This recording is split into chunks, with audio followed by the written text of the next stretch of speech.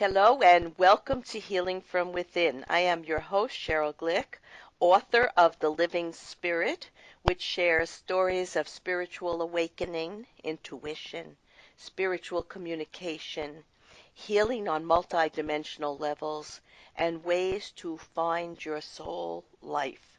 Today I welcome Cindy Mazzaferro, author of Powerful Beyond Measure, who shares her experiences as a physical therapist and intuitive energy healer, interested in raising awareness of multidimensional healing through understanding connections between emotional, spiritual, and physical conditions. Hello, Cindy, and thank you for joining us today on Healing from Within. Thank you, Cheryl. I'm delighted to be here. Cindy, as listeners of Healing from Within are well aware, my guests and I share our intimate experiences and our recognition that indeed we are more than the physical body, and life offers us consistently new opportunities to view or observe the obvious so we may discover our inner being and move past limited or childhood patterns and beliefs to a more open-minded and clearer view of energy and universal laws as they affect our everyday lives. In today's episode of Healing from Within, Cindy will share her ideas on the power within and how to harness it for a more joyful, purposeful life journey. We will see how the past affects us and how we may come to change attitudes and long-held beliefs that limit us from reaching our true potential to do more than simply survive. And we will talk about the concepts of duality in reference to failure or success and learn more about soul life. Cindy, always love to ask my guests to think back to their childhood and remember a person, place, or event, maybe an interest or goal that may have been the precursor or reason for the adult life you are now living and value. And I feel like the blueprint is already there in the child at the beginning, and we just have to walk the path to destiny. So think back for a minute. Well, I do. I remember as a very young child, maybe 5 or 6, looking at my hand up in the sky and the sun penetrating through my fingers and just that intense power of energy. And at that moment, I just kind of recall feeling that, oh boy, my hands are so special, and that I'll do, that they're really magnificent, and that they're going to be used to touch the world. And I Isn't think as we grow, that go ahead. beautiful? Isn't that Yeah. beautiful? Mm. So you And were, of course, in our logical mind, we kind of think, okay, I'm going to touch the world, and I went into the medicine field, and I became a physical therapist. But I never really realized until I continued on my path that, my hands definitely had more power than just a manual physical therapist. I definitely was able to do healing on a much deeper level. yes, you were born a healer. I mean, Mm-hmm. that is a quality. We all have an ability to connect to this healing energy, universal healing energy of the universe. But some of us are born and we accept the challenge to go forward and learn as much as we can about all different modalities and to use it to do just what you said, to bring into the world a quality of beauty, goodness, and charity, and generosity, and love, and all the divine, beautiful values of spiritual energy. So it goes even Right. beyond healing. It goes into the energy that we are and that we want and need to put into the world. So that's beautifully Mm-hmm. said, beautifully said. Now, you talk of a time when you and your husband, Tom, were having marital difficulties and how it alerted you to address some issues you had been carrying from childhood. And I want to say to our audience, there's not a living person on this planet of almost 8 billion people who have Mhm. not in one way or another in their childhood had a little piece of their soul nipped away through an interaction with others and a misinterpretation and how can I say, their positivity may be shaken in a moment when an adult may have been thinking that they were giving us, wonderful wisdom and ideas that would help us down the road, but instead they confused us because our soul already knew who we were and what we were here for. And all we needed to be Right. encouraged and not to have so many people saying, no, you can't do this. So we're all Well, overcoming that. I like to refer to it that we all take on a perception of our childhood, from our childhood. Yes. And it's not just based on the people around us, it could be placed on the position that you are in the family, like if you're the oldest child or the youngest child or the middle child, or the environment, the religion, the cultural. We take on a perception.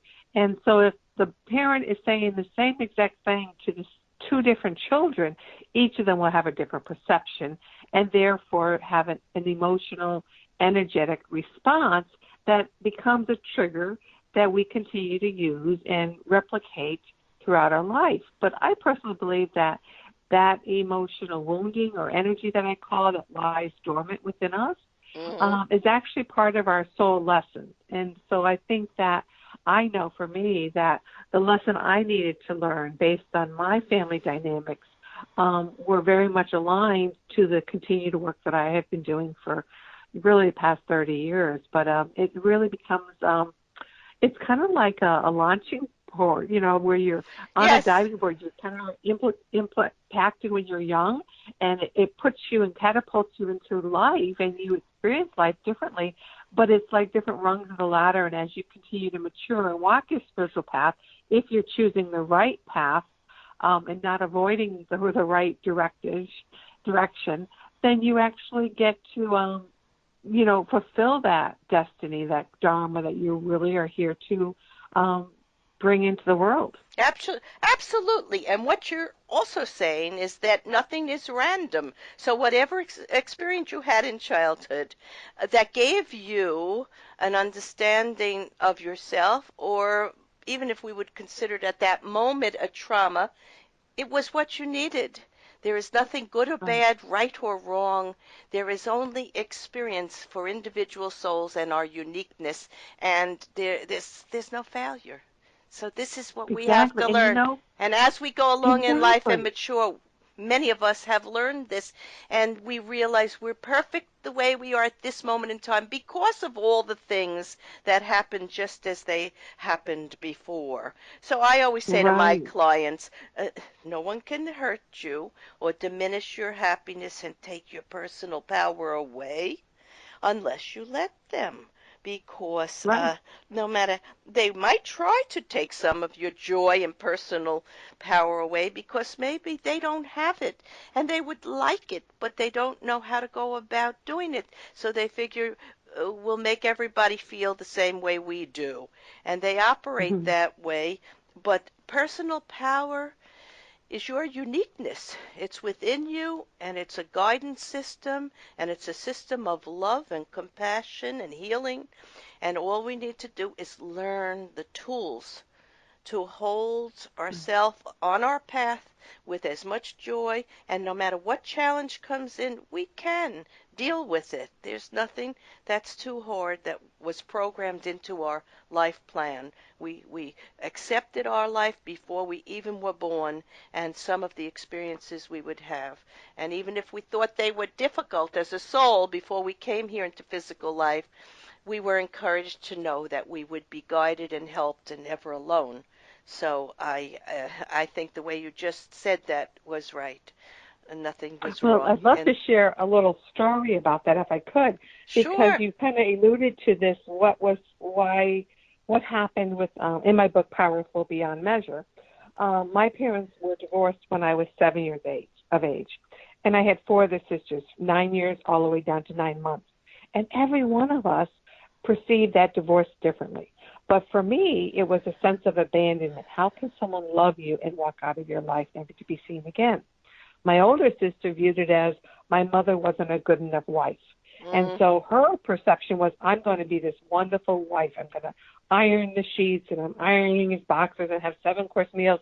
Well, she's been through 2 divorces and still unmarried.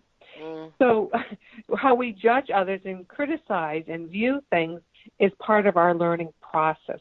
And so for me, because I had this sense of abandonment, I longed so much for this external verbal communication, especially from men, because I didn't have it in my life. I didn't have it from my father, that it was never enough. Even though I had my own profession, I had my own business, I worked primarily with men, I was very well reinforced, it was never enough. And I didn't realize that I was still emitting this energy and this expectation that Mm-hmm. people could walk out of my life.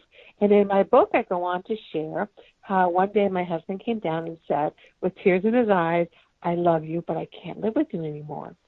And I'm like, oh my gosh, my youngest memory of my father was coming back to me some 30, 40 years later, and I couldn't believe this. And so it really caused me to do some direction, self-awareness, and exploration as to what was it that I was creating in my life, how I Well, was viewing this. yeah, maybe the fear of your memory in childhood caused you to draw that energy into your own Yeah. being. And you abandoned your husband by not being available emotionally because you were Well, and afraid that the actually, it same was thing would happen. Yeah, that's but actually it was more that I didn't, no matter what he said to me, I never felt it was believed. enough. I didn't take it in enough. And so he always felt exhausted trying to nurture and satisfy me because it Yes. was never going to be enough. And in my final third of the book, I don't know if you were able to read this, and you talk about spirit and communication with the beyond.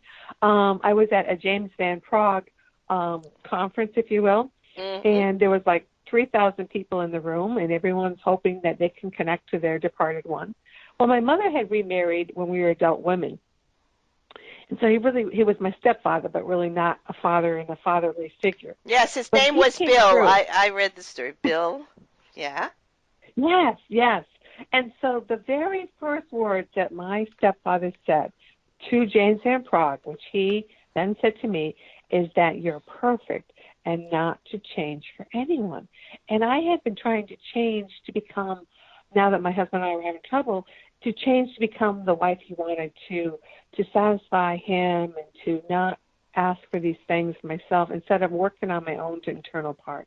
And I needed to see and honor and love myself and not have everyone else having to love me and to fill my love tank. I had to see my own greatness and my own power within myself.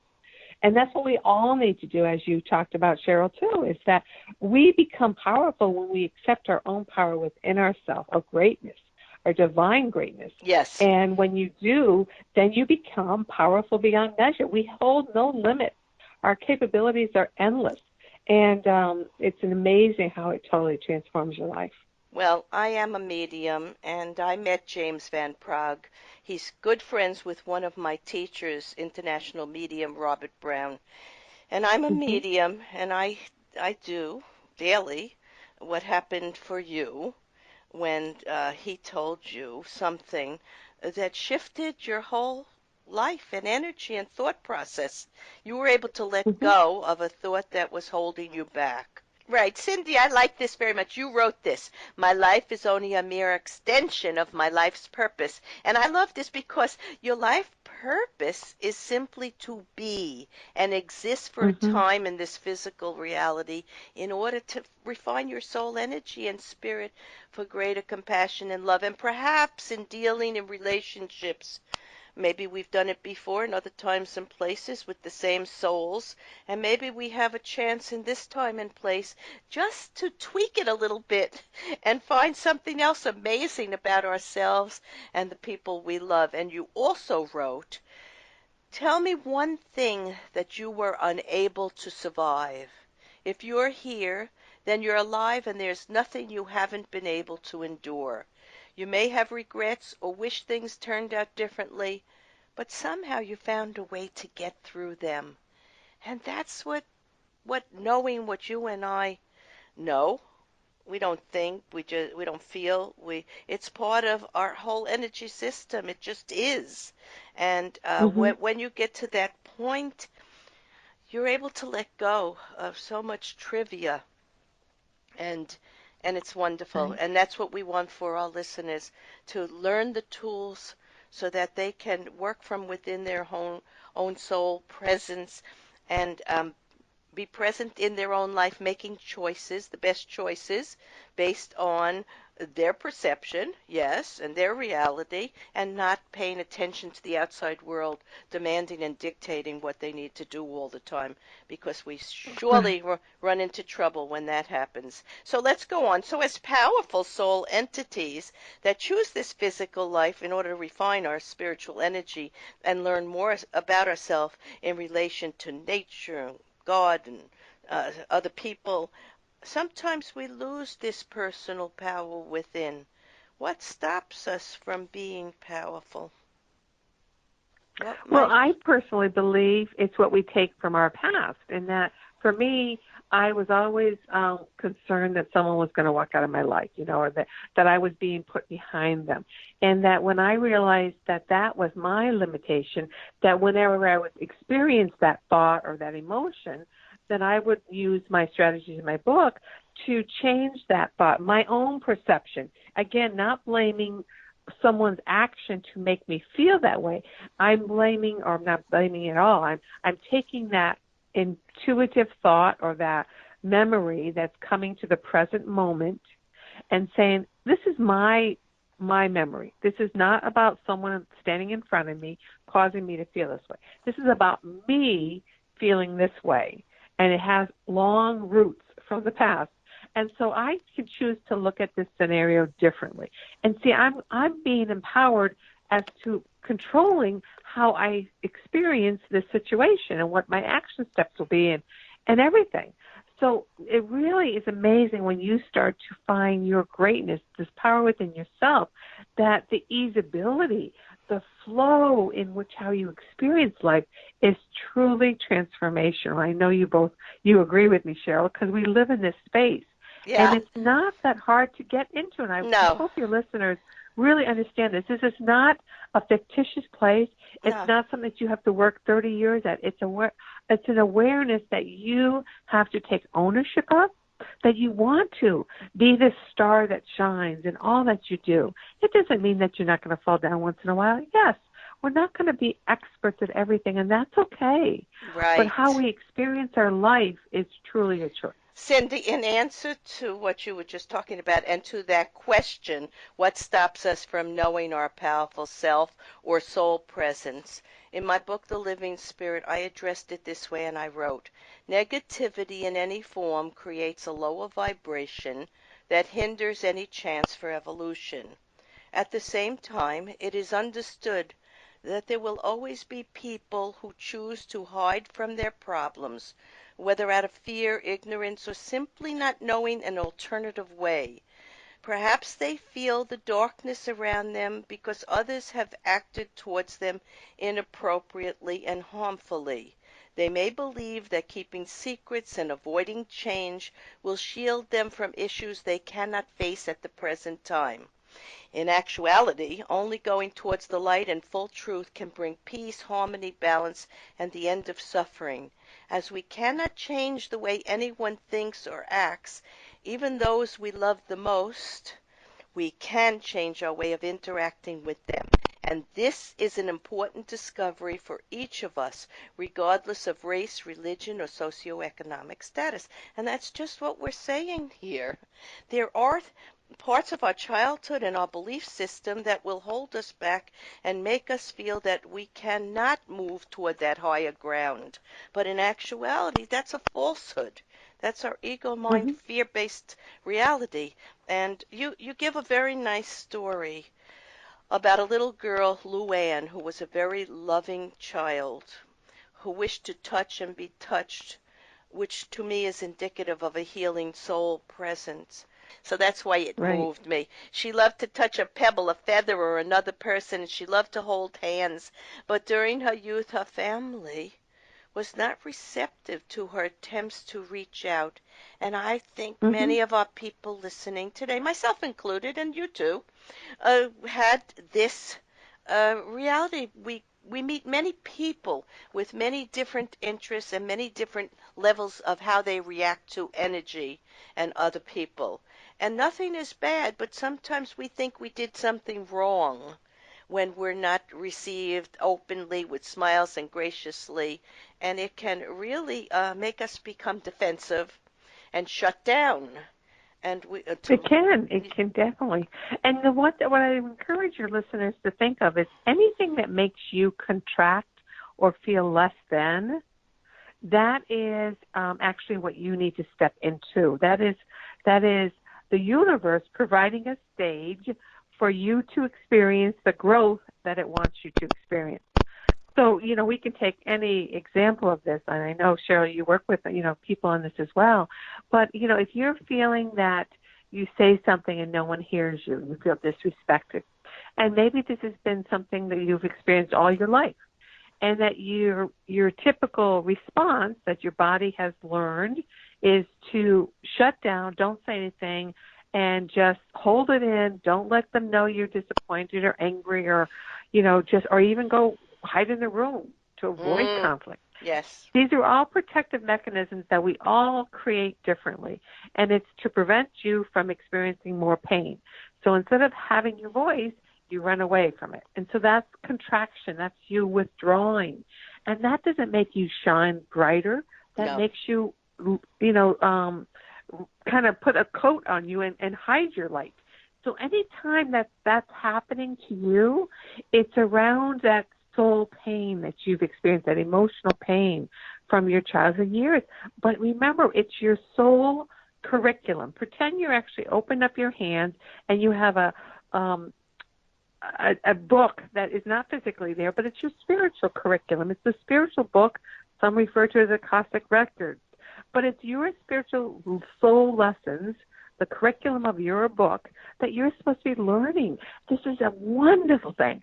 And when you can start to embrace the curriculum that you're learning, there's no more guilt or blaming or criticizing or feeling you're a victim, oh, poor me. It's like, yes, I'm so excited today. I get to learn this. I get to be on stage, and I'm going to excel as this character. Yeah, so when something is difficult and you think it might be a problem or painful, you need to simply say to yourself, well, this is a stepping stone. This is not an obstacle.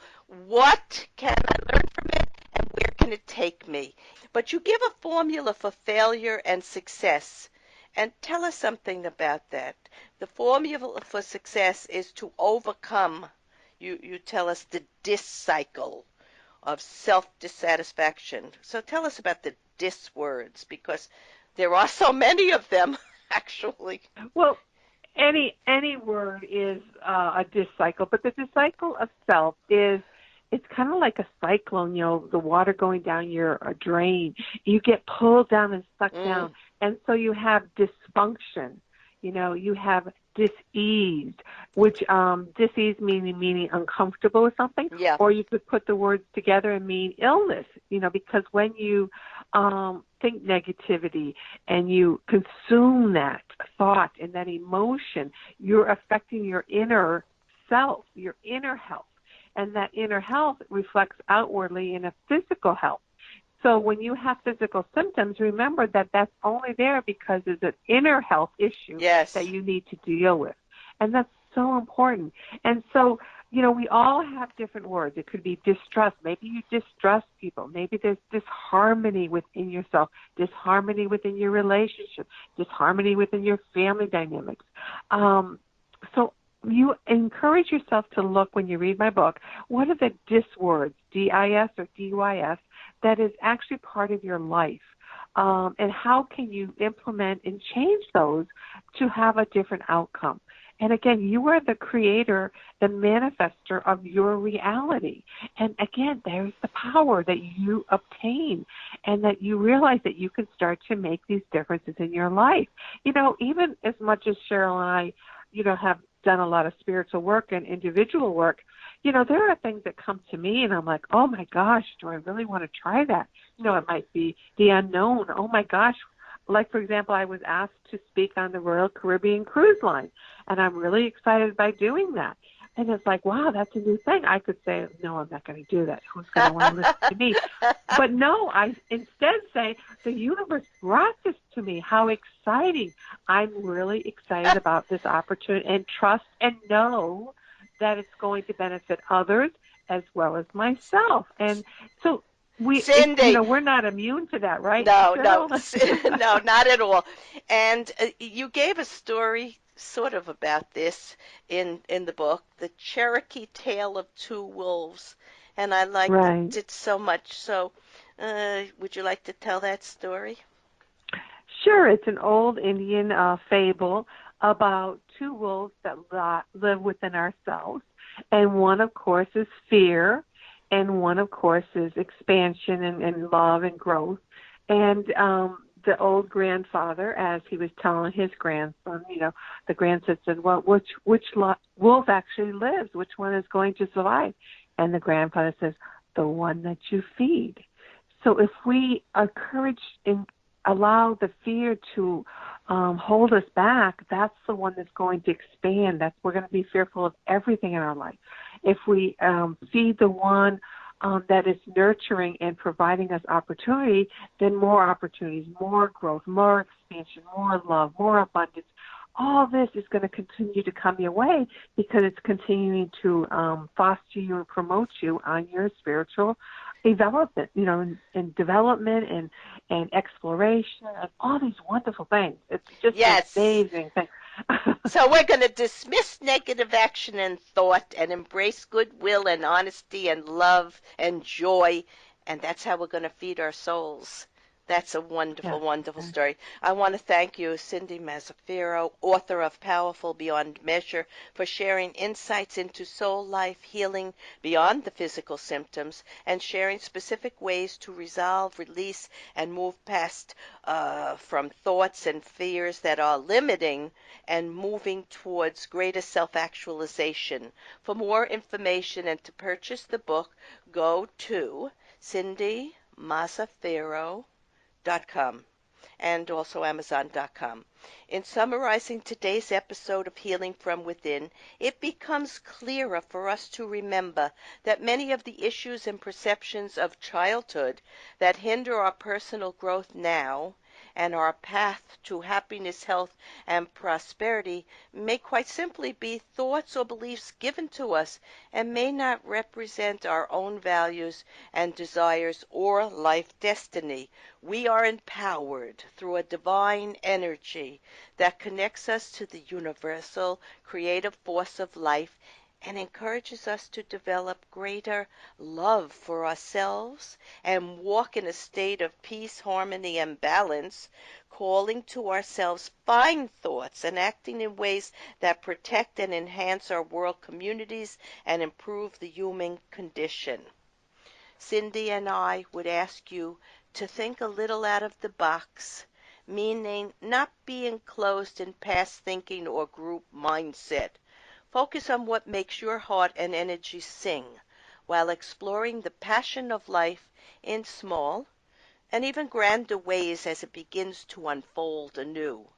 The only thing holding you back are often your own fears. Surrender them and bring in new ideas, and the future will undoubtedly improve. Say yes. I am Sheryl Glick, host of Healing from Within, and invite you to visit my website, SherylGlick.com, to read about and listen to authors, change makers, visionaries, and leaders seek to answer age-old questions in order to understand the human and divine connection. Shows may also be heard on DreamVision7Radio.com and WebTalkRadio.net. Thank you.